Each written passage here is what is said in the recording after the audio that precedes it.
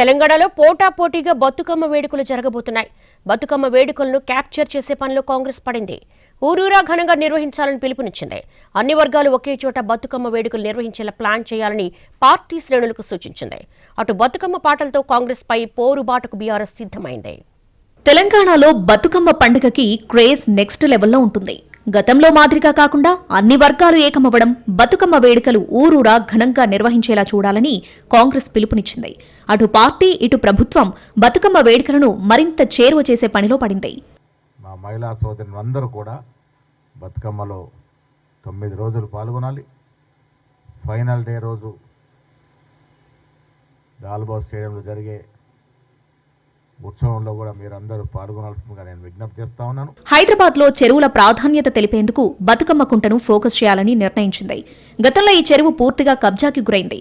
దీన్ని హైడ్రా కాపాడింది. బతుకమ్మ కుంటలో ప్రభుత్వం ఘనంగా బతుకమ్మ వేడుకలు నిర్వహించాలని డిసైడ్ అయింది. ఈ నెల 25న బతుకమ్మ కుంటలో బతుకమ్మ వేడుకలకు సీఎం రేవంత్ హాజరు కాబోతున్నారు. తరతరాల నుంచి బతుకమ్మ కుంటలో మా అక్కలు, మా పెద్దమ్మలు, మా సిస్టర్స్ 35 ఏళ్ల నుంచి బతుకమ్మ ఆడడానికి అవకాశం లేకుండా దాన్ని కబ్జా చేయడం జరిగింది. గత ప్రభుత్వానికి ఎన్నోసార్లు చెప్పినా దానికి ప్రతిఫలం లేదు. మా ముఖ్యమంత్రి రేవంత్ రెడ్డి గారు ఇమీడియట్గా హైదరాబాద్కి చెప్పి, రంగనాథ్కు చెప్పి ఎంత స్పీడ్గా పని అయిందంటే ఇట్ ఈస్ ద హిస్టారికల్.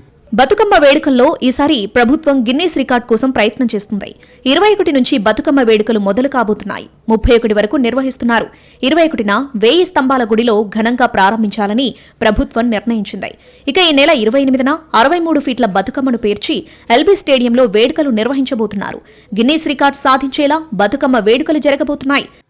28 నాడు లాల్ బహదూర్ స్టేడియంలో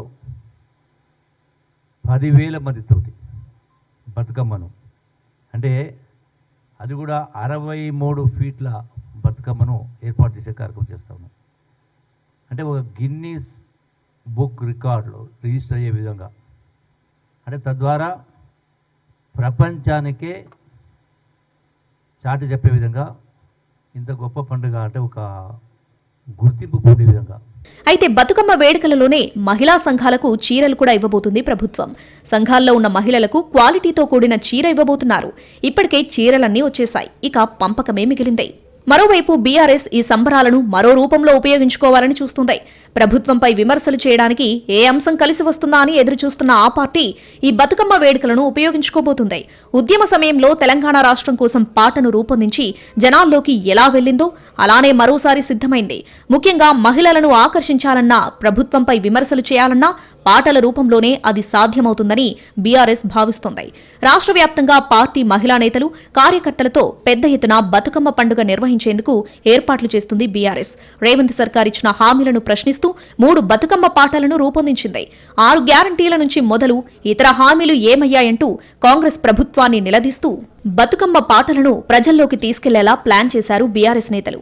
తెలంగాణ భవన్లో ఏర్పాటు చేసిన కార్యక్రమంలో గులాబీ పార్టీ మహిళా ఎమ్మెల్యేలు, నేతలు ప్రత్యేకంగా రూపొందించిన బతుకమ్మ పాటలను విడుదల చేశారు. ఇలా రూపొందించిన పాటలతో మహిళా లోకానికి దగ్గర కావాలని బీఆర్ఎస్ ఈ ఆదివారం తెలంగాణ భవన్లో ఎంగిలిపూల బతుకమ్మతో మొదలుపెట్టి రాష్ట్రమంతా రేవంత్ సర్కార్ను ఎండగడుతూ బతుకమ్మ సంబరాలు చేసుకునేలా ప్లాన్ చేసింది. ఒకవైపు కాంగ్రెస్ పార్టీని టార్గెట్ చేస్తూ పాటలు రూపొందించడం, మరోవైపు బతుకమ్మకు బ్రాండ్ అంబాసిడర్ గా ఉన్న కవిత పార్టీలో లేని లోటు బతుకమ్మ వేడుకల్లో కనబడకుండా చూడాలని బీఆర్ఎస్ భావిస్తోంది. మొత్తానికి ఈసారి రాజకీయ బతుకమ్మలు పోటాపోటీగా జరగబోతున్నాయి.